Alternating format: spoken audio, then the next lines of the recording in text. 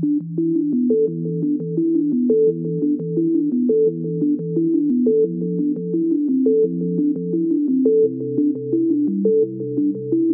was very excited when Yolanda first mentioned this exhibition to me, and I feel extremely privileged to be part of this amazing Polly Street Retrospective.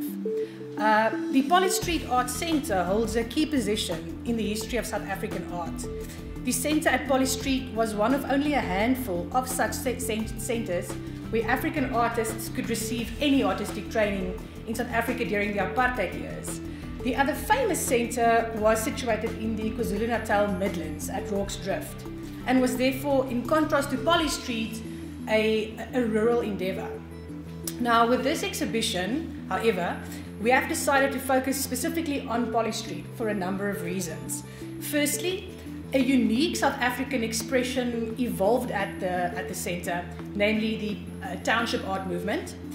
Secondly, we are very fortunate that Oliewenhuis Art Museum and Humphrey's Art Gallery in Kimberley have in their permanent collections numerous high-caliber artworks from artists associated with the centre. And last, but certainly not least, we propose that the white professional artists and volunteers and the black student artists at the centre were part of a fellowship, specifically an aesthetic cooperative. With a fellowship, we suggest that those regularly teaching and those attending the art classes at Polly Street were not only on a more or less equal footing, they also mutually aided and reciprocally influenced one another. As a fellowship, the artists and students at the Polly Street Art Centre formed what we term an aesthetic cooperative. They were relatively equal with limited hierarchical relations of authority. As is also typical of fellowships, the relationships between those coming together at Polly Street were fleeting and temporary. They only came together for as long as the centre existed. At the centre, bonds of friendship and feelings of mutual trust emerged between the white and black artists. Elsa Miles, in her seminal book on the centre titled Polly Street, The Story of an Art Centre, asserts that unique interracial partnerships developed at the centre. Elizabeth Rankin says the centre facilitated a community of artists, with both black and white artists forming a network who supported, encouraged and championed one another, which resulted in these feelings of loyalty and trust between those working and those studying at the centre. The centre was originally situated at number 1 Polly Street in Johannesburg. It was established in 1949. And in July of that year, the local committee for non-European adult education arranged for the classes to be presented. Eleanor Lorimer was a central figure during this foundational stage. She would later become the director of the Nelson Mandela Metropolitan Museum, National Museum in PE. She was assisted by her daughter June and the volunteer artists Gideon Eys and Fred Schimmel. Cecil Skotness, however, was the person who would affect the lasting legacy of the centre, and you would see there's actually numerous works by Skotness in this exhibition as well. He replaced David Roycroft as the recreation officer at Polly Street in about mid-1952, while Gideon Eys and Fred Schimmel continued as volunteers. Skotness gained the trust of the black artists. He encouraged the participation of the white artists at the centre, and he secured the support of the Johannesburg City Council, as well as donations from private companies, churches and commercial galleries. Now, due to the government's apartheid legislation, black people's cultural and educational facilities were systematically moved outside of the city, and the Polly Street Art Centre's music section actually became part of the first stage of phasing out of such facilities. When in 1957 the section was moved to the Bantu Men's Social Centre, or Jubilee Centre, in Elof Street. The move of the entire centre from Polly Street to the Jubilee Centre was completed in 1960. The Jubilee Centre was originally called the Johannesburg Bantu Men's Social Centre, celebrated its Silver Jubilee in 1949, incidentally the same year that the Polly Street Centre was established. And so thereafter it became known as the Jubilee Centre. Now, in spite of this change of venue, the centre now situated at Polly Street, at the Jubilee Centre in Elof Street, retained the Polly Street Art Centre name.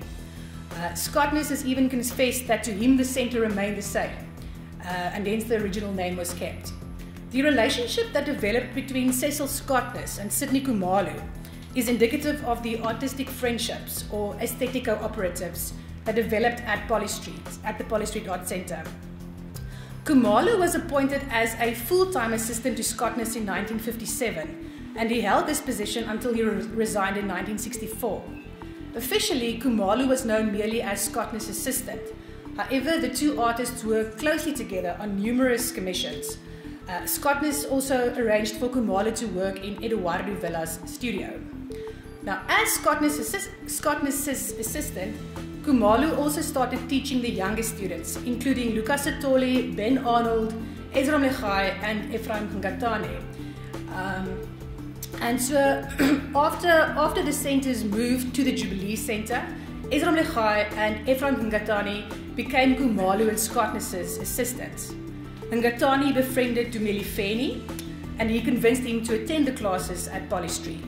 There, Feni met Bill Ainsley, and he would go on to live and work at Ainsley's studio. Ngatane and Diranzi Gladi also became friends while studying together at Polly Street, becoming two of the main proponents of the township art movement, recording the daily lives of those living in urban areas surrounding Johannesburg. Gladi also acknowledges Bill Ainsley's influence, whereas both Julian Motau and Ezra Mlegai credit Judith Mason's guidance as inspiration for their work. Mlegai also worked side by side with Bill Hart at the Jubilee Centre, and according to Miles, apart from their professional relationship, the two artists were like brothers. Lastly, Walter Battis, who was a member of the established new group, visited the centre on occasion. There he engaged and interacted with the teachers, volunteers and students at the centre. Just to mention, this is just sort of a brief overview to get an idea of the different interactions that occurred between the different parties at the centre. If you're curious to know more about these different interactions, these unique interracial partnerships, please buy our catalogue, and it expands upon this sort of short, brief summary. Khumalo resigned in 1964, and Cecil Skotness followed a year later. Skotness was replaced by Bill Hart, whereas Ezra Mlegai succeeded Khumalo. Due to the apartheid government's continued disapproval of such facilities within the city, the art centre situated at the Jubilee Centre in Elof Street was also eventually closed, effectively marking the end of the interracial partnerships and friendships that came into being at the Polly Street Art Centre. This exhibition includes excellent examples from the oeuvres of key white South African artists, as well as remarkable works from some of South Africa's best African sculptors and outstanding works from the township art movement. Walter Battis' paintings evoke the therianthropic animal-human hybrid creatures and the entoptic visions of the shaman artists of the Sun Rock tradition, although his use of colour is reminiscent of the French Falls. Heatwave, which is, I think, Heatwave is on that side, Summer Night is just in the corner there, are two of Fred Schimmel's customary abstract landscapes. Summer Night is a noteworthy example since it is a serigraph or a screen print, the medium for which Schimmel became best known.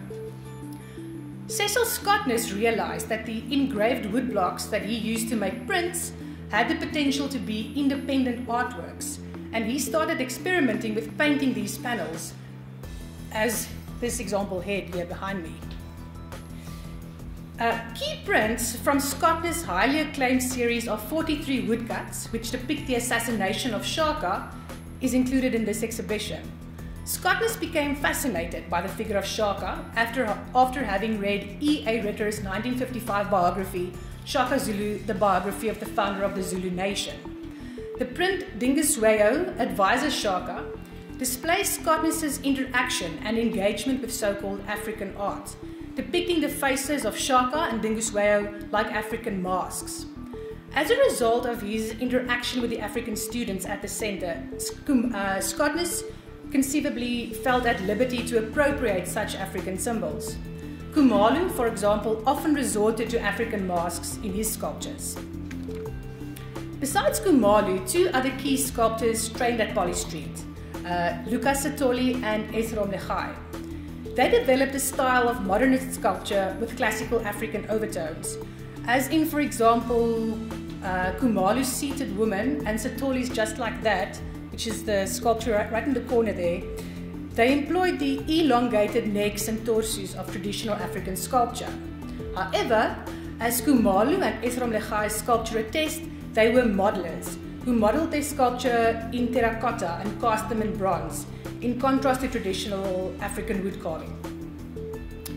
Lastly, in this exhibition, the township art movement is represented by, among others, Diran Sighladi and Efraim Ngatani. This is primarily in this room, actually. The township art movement was concerned with documenting and recording the daily urban life as depicted in, for example, Ngatani's Our Humble Homes or Sighladi's Child Playing with a Wirecard Toy in Diepkloof, Soweto. They're both on this wall just over here. Sighladi captures the daily life of three boys in the township, surrounding them with women cooking, washing hanging from lines, and the ramshackle conditions of the houses and shacks in which the township residents live. Sighladi was interested in both the people of the township as they busied themselves in their daily lives, as well as their physical environment and the material components that made up the township. He painted in great detail the vegetation, houses, shacks, furniture and clothing seen in the township. He placed his figures against these backgrounds, capturing the atmosphere and mood of the scenes and bringing them to life. In Child Playing with a Wirecard Toy, Sighladi portrays three boys playing with a toy car in bright yellow, blue and red, whereas he uses subdued shades of greys and browns for the washerwomen, houses and shacks surrounding the boys. He contrasts the innocent and playful lives of the children with the harsh realities of life in the township. The encouragement and support that those who came together at the centre shared influenced the black and white artists alike. Most of the black artists seen exhibited here tonight began their careers as children at the centre, and they would go on to have illustrious, even international careers, which would not have happened had they not attended the Polly Street Art Centre. Today, we are most fortunate to be able to see their work brought together in one exhibition, which is why, without further ado, this exhibition is open. Thank you very much.